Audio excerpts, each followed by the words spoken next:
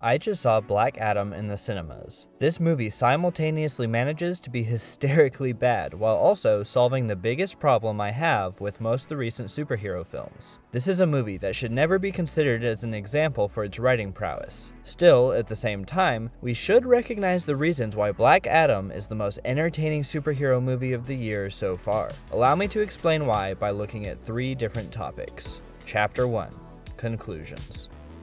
After the finale of Phase 3 of the Marvel Cinematic Universe, I lost all respect for what they do because there is clearly no competent direction for this 4th phase. Nothing is allowed to feel satisfying in the name of endlessly setting up new ideas that will, in theory, lead up to something great. Every single movie is just a trailer for the next movie, which is also just a trailer for the next. We never actually get that movie that everything is teasing. Black Adam, on the other hand, is aggressively self-contained. I say aggressively because, for all the things it sets up that feel intended for a sequel, on top of its own current storyline, it somehow manages to conclude everything within this one movie. Let me explain. Spoilers for Black Adam.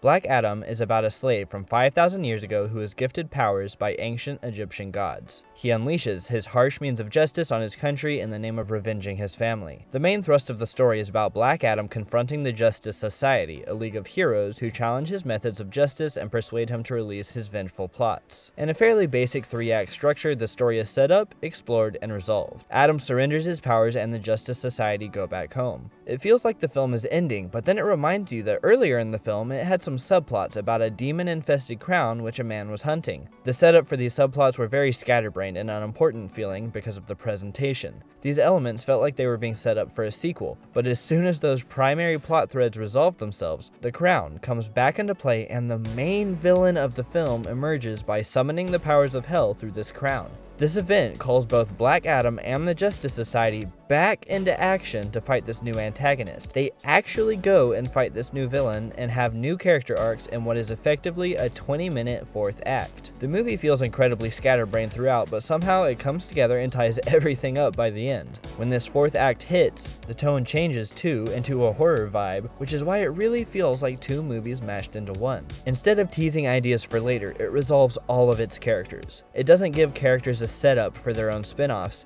It introduces, explores, and even kills some of the characters all within this one journey. There's something inherently more satisfying about this to me because it's a self-contained experience. Chapter 2: Consistency.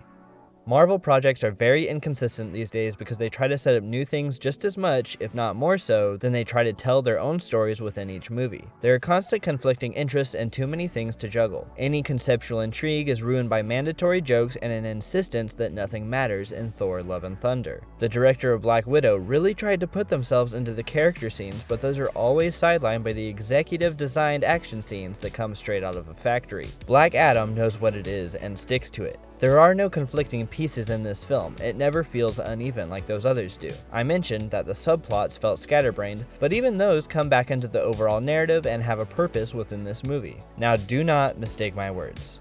Black Adam is completely incoherent all the time. The craft of this film is laughable to a glorious degree, but it's very consistent in that, and that's where a lot of the charm and entertainment value comes out for me. There are no pieces that don't fit or drag down the experience. There are no slowdowns that make me wait for the next exciting moment. The Batman is a better film than this, but I think that Black Adam may actually be more consistent than that film because for how much I enjoy it overall, every time I rewatch The Batman, its problems get a little worse to me and the soggy sections of the film weigh it down heavier and heavier over time. Every second of Black Adam, whether in dialogue or action, is so hilarious that there is never a dull moment, and I don't think that would change on rewatch. The film cuts out every single ounce of fat to make sure of this. The pacing is one of my favorite parts of the film because it makes sure something wild is happening at all times. We literally haven't met the Justice Society heroes for more than 30 seconds before they're suiting up to take down Black Adam. I've said that the film is consistent in its entertainment value, so let's talk a little bit about exactly what makes it so fun.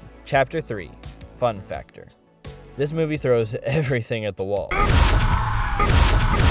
Black Adam is constantly thumping people into the horizon, ripping their limbs off, electrocuting them into skeletons, and flinging their combat vehicles around like toys. The amateur editing of all of these scenes makes it even better. New characters or moments will be introduced out of nowhere with zero context or establishing shots, so it constantly feels random and jarring in a really funny way. 3 of the biggest fight scenes have very specific licensed songs attached to them, which gives these scenes an absolutely hysterical sense of identity because these songs do not fit at all, but they make the scenes so funny. There's a lot of personality in the film too. If Black Adam starts getting bored with a conversation, or he senses the audience soon will, he literally just glides straight through a wall and moves on to the next scene. He does that 3 times. This movie is entertaining because it's incredibly goofy and never lets up. There's some really memorable moments made in this movie, and I just had a blast watching it. This is definitely a guilty pleasure to watch with your friends. To wrap things up, I agree with IndieWire's David Ehrlich when he says this, quote, "The question that Black Adam poses is a simple one. What happens when Hollywood's most risk-averse movie star collides with Hollywood's most risk-averse movie genre?